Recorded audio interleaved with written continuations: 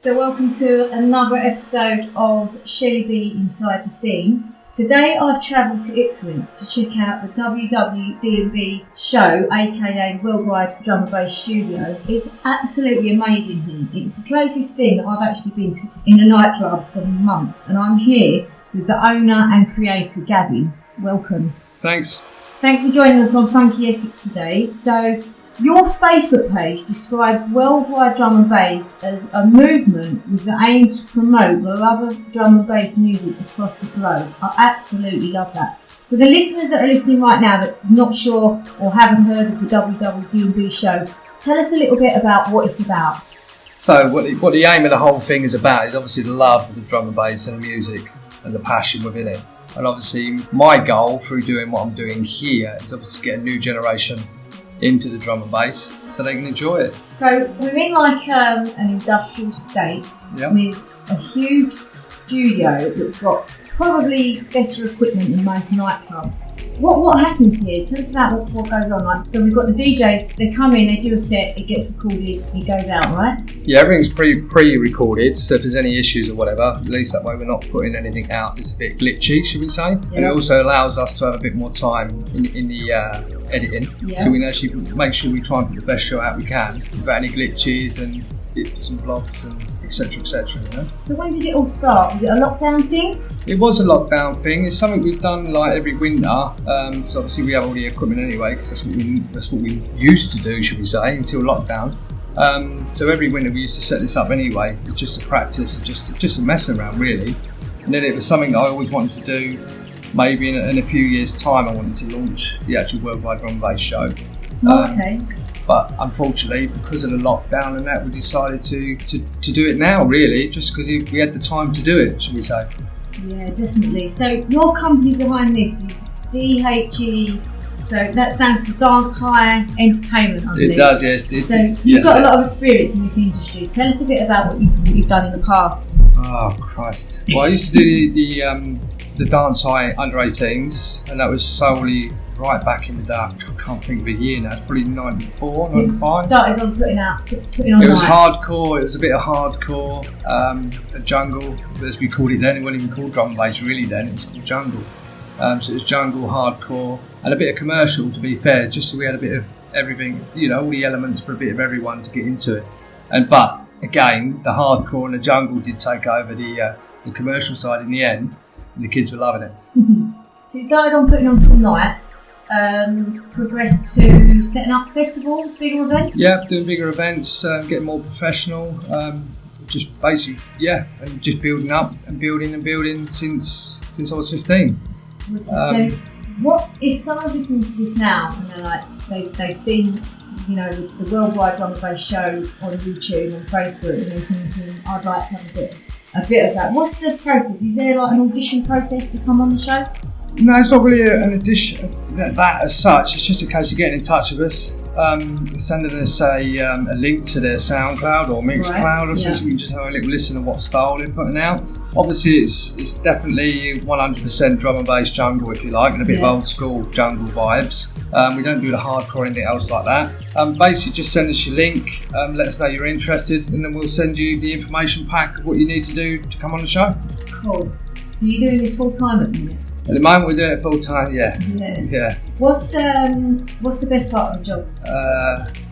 To watch. I think to watch the artists and then they come alive. They come alive basically. You see the artists down here DJing. You're watching them. I think it's just that whole aura thing around the music, the drum and bass music, the way everything all sort of comes together and they get lost in themselves. Live streams have been massive this year, obviously there's no one going out. Of course, yeah, and there's been a lot of sort of live stream platforms popping up here and there. For me, I'd say this is the ultimate. I've never seen anything quite like this. If you've never seen this, get onto the YouTube channel right now and have a look at WW DnB. What's the hardest part of the job? What don't you like? Lack of sleep. So behind the scenes, obviously, everybody, you know, you have the artists come in, shall we say, and the MCs come in, they do their bit and they then leave. And then you're then left with anything between 1 hour to 4 hours on each of those shows to edit, correct, try and tweak as best you can. They can be challenging sometimes, especially when you're tired and you know you're putting out one show a night And it does great on you if you've had a whole day of studio stuff in as well. Yeah. So you end up being up at 4 or 5 in the morning trying to edit this out for the next night to make sure we get it out on time. And there's been a handful of shows that have gone out late where it's just literally just uploaded, you know. Because there's a lot of effort that goes into the actual setup and, you know, the props. There seems to be a theme, like, for example, Halloween theme, Christmas theme. It brings up a whole new sort of look to your set. It's something different that no one else has ever done. Is that a lot of work, setting up the different sets that you have? In my head, no, it's easy because I've already pictured it before I've done it. But it does have its challenges because you go to do something, but then you also have to work with a camera at the same time as you're doing it. Right. Because you want to see how it's going to look. Yeah. Etc. etc. Some things are easy, some things ain't easy. The Halloween one, to be fair, was quite easy because we just bought off-the-shelf props. Right. And obviously we did do some artist creation bit with spray foam and luminous paint and UV and stuff, so that was kind of easy. The Christmas one, obviously, because we built this big giant sleigh for the DJ to DJ that in. just looks absolutely sick. So it took a long time. It took a while to keep tweaking that to get it to look as best as I could get it to look. And I'm never happy. No, I'm a perfectionist, and I'm never ever happy. There's always a little tweak. Even yesterday and today we were tweaking before we had artists in. So yeah, it's challenging.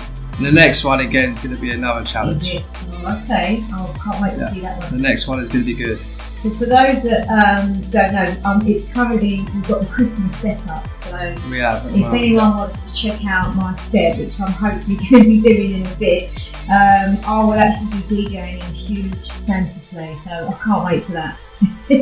What's the best sets you've had here? Who's done? I think that's all down to be honest, it's all like down to your own preference of music as well, you know. I mean, Elisa smashed it. Oh. I can't. She's just so. Big ups, Elisa. No, honest. She's so great as well, you know. And she's so down to earth. That's what I like about it. We also had DJ Ginge, this coming up. And she's better and better and better. And again, I like working with her just because of her passion. I just like people with passion, you know. I mean, today we had Ray Keith in. Nice. And mate, smashed it. It's not just smashed it. It's his or after. He couldn't believe this place, you know. And that's what does it for me. When you get that feedback, they're going, "What the is this place all about?" And they're like so blown away. Because I do say to a lot of people, until you come on set here, until you come into the studio, it's really hard to gauge what it's like here. And I think Ray just proved that today with his expression after. You know, he was so blown away by it all. That's the good thing. It's not just Ray, there's all the other artists have done the same. But to hear it from somebody, you know, your idol, you know, one of the godfathers, you know, I mean, that's what makes it special. It is definitely, you've got to see it to believe it, and when you walk in, you do actually get the wow factor here. So yeah, for anyone listening that's thinking of coming down, I would highly recommend it. What's your ultimate goal for this? What's for the future? Might cut the quid. Pay the bills, if I'm honest. It would be great to be honest, it'd be great to create some revenue just to pay the way. I'm not a rich guy or anything like that. I'm just all about the music. But as long as we have something in the way of you ain't got to worry financially, you carry on doing it.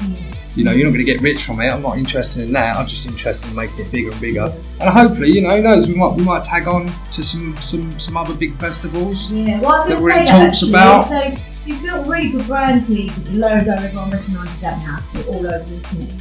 So obviously, when lockdown's finished, there's going to be like festivals. I can see you guys are like having your own tent, stage, whatever. Possibly, because we've got it all here. Because that is the main bulk of my business is obviously big concert stages and all the production go with it. You know, so there is that potential of it. But I also don't want to come away from the studio neither. So we're not sure what's going to happen there yet. I think the studio here, you know, will carry on. I don't think there's no reason for it to carry on. I think we'd be more out there once we come out of lockdown because the other streams will slow down a little bit, and then it'll just give us the opportunity for other people to see what we're doing.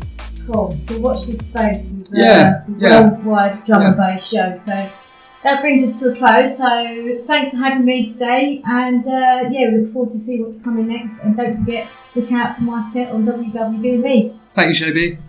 Funky Essex.